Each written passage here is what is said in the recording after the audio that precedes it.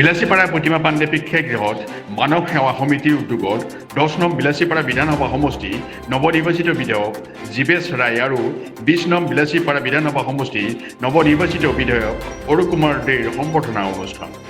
এই সম্বৰ্ধনা অনুষ্ঠানত নৱনিৰ্বাচিত বিধায়ক জীৱেশ ৰায় মানৱ সেৱা সমিতিয়ে বিলাসীপাড়া সমষ্টিখনৰ বাবে কেইবাটাও দাবী দৃষ্টি আকৰ্ষণ কৰে যদিও নৱনিৰ্বাচিত বিধায়কগৰাকীয়ে দাবীসমূহ পৰ্যায়ক্ৰমে পূৰণ কৰাৰ চেষ্টা অব্যাহত থাকিব বুলি আশ্বাস প্ৰদান কৰে।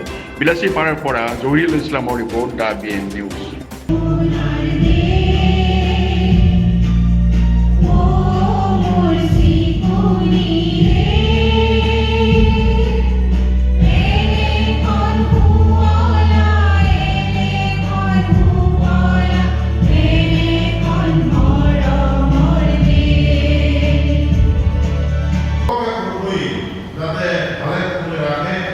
বিভিন্ন জাতি জনগোষ্ঠীৰ পৰা এই বৃহত্তৰ বিলাসীপাড়া অঞ্চলত আমাৰ মাজত সকলো জাতি জনগোষ্ঠীৰ ভাষাভাষী ধৰ্মাৱলম্বীৰ মাজত যাতে ভাতৃত্ববোধৰ এনাজৰীয়া আগন্তুক দিনলৈকে চন্দ্ৰ সূৰ্য পৰা ভগালৈকে যাতে কটকটীয়া কৰি আমাৰ এই জিলাৰ সমন্বয়ৰ ক্ষেত্ৰত অধিক কটকটীয়া কৰি ৰাখে তাৰ বাবে পুনৰ প্ৰভু শ্ৰীকৃষ্ণক প্ৰাৰ্থনা জনাইছোঁ।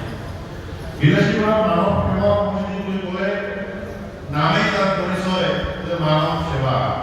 জীবনত মানব সেবাৰ উপৰত কোনো কৰ্ম নাই। সমষ্টিৰ অন্তৰ্গত ঐতিহাসিক প্ৰতিমা বৰুৱা পাণ্ডে প্ৰেক্ষাগৃহত বিলাসীপাড়াৰ যি আমাৰ অগ্ৰজ NGO মানৱ সেৱা সমিতি, এই মানৱ সেৱা সমিতিৰ উদ্যোগত আজি আমাক বিধায়ক হিচাপে ইয়াত সম্বৰ্ধনা আৰু মত বিনিময় সভা তেখেতসকলে আয়োজন কৰিছে আৰু এই সম্বৰ্ধনা সভাত ইতিমধ্যে আমাক সম্বৰ্ধনা জ্ঞাপন কৰিলে আৰু মই বিলাসীপাড়া মানৱ সেৱা সমিতিৰ যি অগ্ৰজ সামাজিক সংগঠন, এই সংগঠনটোৰ মোৰ ফালৰ পৰা মই বহুত বহুত ধন্যবাদ কৃতজ্ঞতা জ্ঞাপন কৰিছোঁ। আৰু ইয়াত বিলাসীপাড়াৰ বিভিন্ন সন্মানীয় বিশিষ্ট ব্যক্তিসকল, বিলাসীপাড়াৰ পৌৰপতি ডাঙৰীয়ানী, ৱাৰ্ড কমিছনাৰসকল, বিলাসীপাড়াৰ বিশিষ্ট ব্যক্তিসকল আৰু NDA দলৰ নেতা কৰ্মীসকলৰ লগত তেখেতসকলে আয়োজন কৰিছে।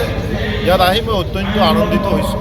বিগত দিনত মোৰ যি নিৰ্বাচনৰ যাত্ৰা, ৰাজনৈতিক যাত্ৰা, এই যাত্ৰাত বিলাসীপাড়া মানৱ সেৱা সমিতি নামৰ এই সামাজিক সংগঠনটোৱে বহুখিনি আমাক সহযোগিতা আগবঢ়াইছিল। তেখেতসকলে ওতঃপ্ৰোতভাৱে আমাৰ সৈতে জড়িত আছে আৰু যাৰ কাৰণে হয়তো আমি নিৰ্বাচনত জয়ী হোৱাৰ যিবোৰ পইণ্ট থাকে, এই বিলাসীপাড়া মানৱ সেৱা সমিতিও অন্যতম তেখেতসকলে ভূমিকা লৈছে।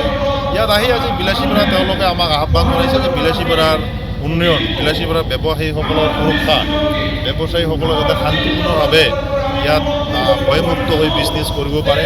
বিলাসীপাড়াৰ বিভিন্ন সময়ত চোৰ ডকাইতৰ উপদ্ৰৱ, কেতিয়াবা কোনোবা বেংকৰ পৰা হঠাৎ ইয়াত পইচা বাইক দি উঠি লৈ যায়, এই ধৰণৰ ৰোধ কৰাৰ কাৰণে ইয়াত মদৰ, ড্ৰাগছৰ উপদ্ৰৱ যাতে ইয়াত বিভিন্ন অসামাজিক কাৰ্যকলাপ ৰোধ কৰাৰ কাৰণে তেওঁলোকে আমাক অনুৰোধ জনাইছে আৰু সেইমতে আমি প্ৰতিশ্ৰুতি প্ৰদান কৰিছোঁ যে বিলাসীপাড়া চহৰখন আগন্তুক দিনত খুব এক ডিচিপ্লিন চহৰ ইতিমধ্যে কৰাৰ কাৰণে পৰিকল্পনা গ্ৰহণ কৰিছোঁ। আগন্তুক দিনত বিলাসীপাড়া জ্বলন্ত সমস্যাসমূহ বিলাসীপাড়াবাসী ৰাইজৰ, বিলাসীপাড়াৰ বিভিন্ন দল সংগঠন, বিশিষ্ট ব্যক্তিসকলৰ, NDA দলৰ মুৰব্বীসকলৰ সৈতে কথা পাতি বিলাসীপাড়া জ্বলন্ত সমস্যাসমূহ নিশ্চিতভাৱে সমাধান কৰা হ'ব। মানৱ সমাজৰ যিটো কৰ্মকৰ্তাই কেইবাটা দাবী উত্থাপন কৰিছে আৰু দৃষ্টি আকৰ্ষণ কৰিছে আপোনাক, সেইটো মই সেই দাবীসমূহ মানৱ সেৱা সমিতিৰ মই যিহেতুকে এগৰাকী ময়ো উপদেষ্টা, গতিকে তেওঁলোকৰ দাবীক মই নিশ্চয় গুৰুত্ব প্ৰদান কৰি মই বিলাসীপাড়াৰ কৰ্মৰাজিসমূহ আগন্তুক দিনত তেওঁলোকক একেলগে লৈ আমি কৰ্মৰাজিসমূহ একেলগে কৰাত আগবাঢ়িম।